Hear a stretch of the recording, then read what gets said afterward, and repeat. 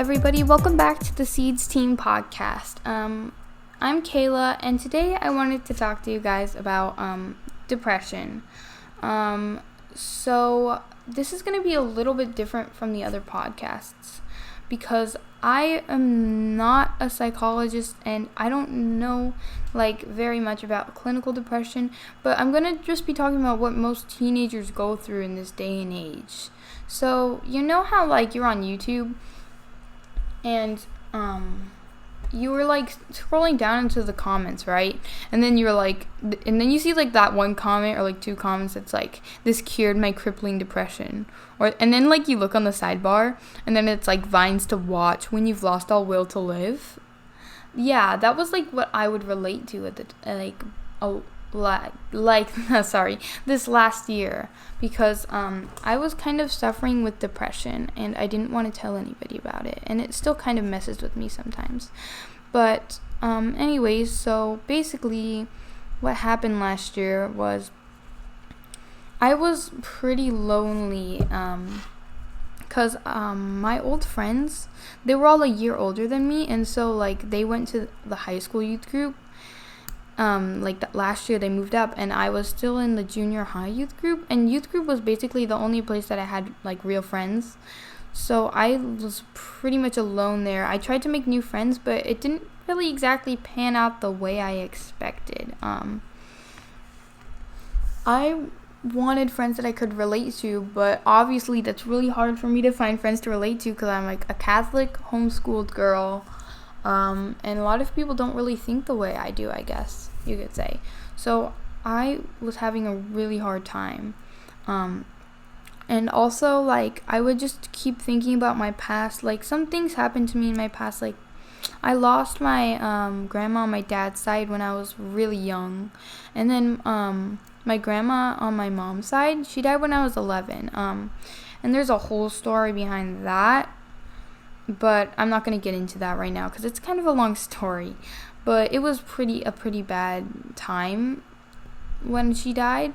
And so that would kind of haunt me, and I would think about it at night.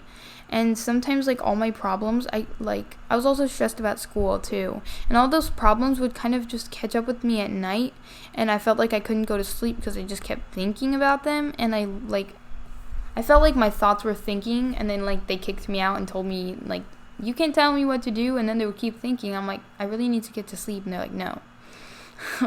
But I didn't want to tell anybody because I was so afraid that they wouldn't want to hear it, and I didn't want to cause anybody any trouble. So I told my mom, but that was it. None of my friends really knew about things like this. And I was whenever I was around friends and sometimes even around family, I put on this mask basically because I didn't want anybody to know that I was feeling this way. So I would make jokes, it would be funny, but really on the inside I was sobbing. There was this pit at the bottom of my stomach, and I tried to hide it, and I guess it worked. So it got worse because I wasn't really talking about it that much, and it started getting to the point where I was suicidal. I wanted to kill myself really bad. I would just think to myself nobody would even, I bet none of my friends would even notice if I died tonight. They wouldn't care. And I was I don't want to live anymore. Living felt like a burden, literally. I wanted it to be over. I just wanted to be in heaven, I just wanted everything to be over. I wished I was never born. I wished that all sorts of things. And basically, when I was wishing those things, I was letting the devil lie to me. Because he told me that my life had no meaning. He told me that nothing would ever get better. He told me that I would never be okay again. But he was lying. And I was letting him lie to me, and I was accepting it, and I was feeding myself with it. And that made me just so trapped, because at first it felt good. It felt what's the word? It felt sad, a gloomy satisfaction is what I like to call it. It felt good. But eventually it stopped feeling so good. I felt like I was trapped in it. And so I tried, I talked to my mom a little bit about it, and then I was starting to get over it. But then something that triggered it again, my family friends, they were moving, and like I'd known them for over a decade. Like they were like closer to my family than some of my family, like, so it was really hard. Like they were moving, like not just to the next state over, they were moving far, and like I didn't know the next time I was going to see them. So it triggered that again, and I started going back. I felt like I just kept losing everything in my life, and there wasn't a reason for me to go on. But I went to this retreat, and when I went to adoration, I felt like so transformed. God just told me that everything would be okay. He told me that he loved me. He told me to trust him, because I'd always known deep down that I was supposed to trust God, we're all supposed to trust God. But I was like, I really had trouble with it, because I felt like I knew better than God. Like God, obviously, like this stupid depression doesn't feel good, so it must not be good, so you need to take it away from me. But God can even use bad things to help us. And God never allows bad things unless there's a good reason. And so I was really learning, like in adoration, I was sobbing my eyes out. Jeez, I was crying so hard. And I was just letting everything go. I was letting the past go. I was letting myself be healed by God. And I surrendered my depression to him. And that doesn't mean that I never suffered with depression again. It does ebb and flow. I mean, it comes back sometimes. But I'm learning to not feed it, because before I was like, when it triggered, I would feed it, because it felt good. But now when it triggers, I try to not feed myself negative thoughts, not feed myself suicidal thoughts, because that's not going to help, and it's not going to feel better in the end, and I know it. And so depression is really serious. It is a mental illness, and like it's really serious. Like it's fatal.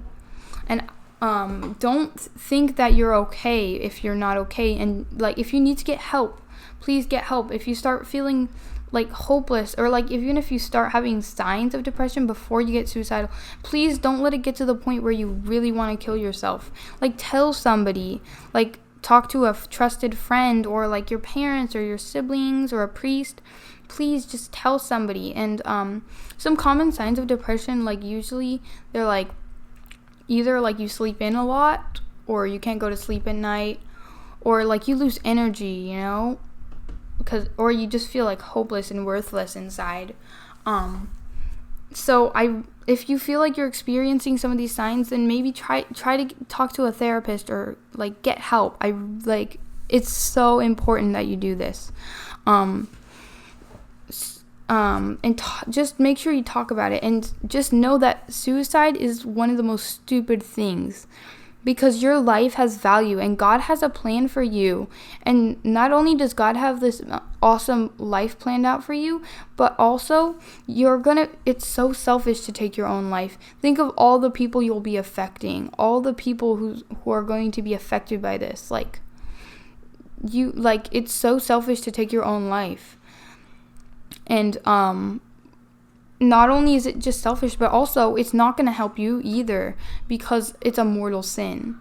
And obviously don't worry, I can't say that you're going to go straight to hell if you kill yourself, but the church does teach that if you die while you're in the state of a mortal sin, then you won't go to heaven. So suicide is stupid. Don't ever consider it. Don't hurt yourself, because it's not going to make things better. I promise you. And honestly, I was terrified to record this. This is so personal to me. And like I told you, none of my friends know, and they still don't know. And I guess when they watch this, they're going to be like, what the heck, Kayla? Why? And then I'm just, the reason I'm doing this is for you guys, like all of you people out there who are suffering from this too. I don't want you to do what I did. I don't want you to feed those negative thoughts. I don't want you to get there. And yes, sometimes you can't help it, but that's when you need to seek help, okay? And you need to seek help as soon as you start feeling that way, okay? And I really just don't want you guys to go through this too.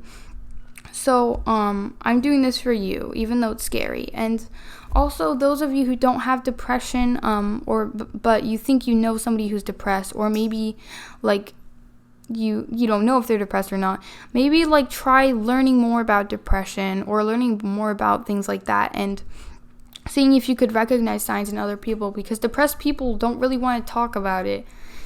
So usually you're going to have to be the one who brings it up. If you think you know somebody, then ask them how they are. Like, when I was depressed, like really bad, I just wanted one of my friends to ask me if I was doing okay. That's what I really wanted. So if you feel like you know somebody like that, ask them if they're okay, and don't take the simple answer of just I'm good, okay? If you have a feeling there's something wrong with them, don't let them just say I'm good and leave it at that. I love you guys. I'll be praying for you guys, and you guys can always email the Seeds team and ask for prayers. I love you guys. Bye.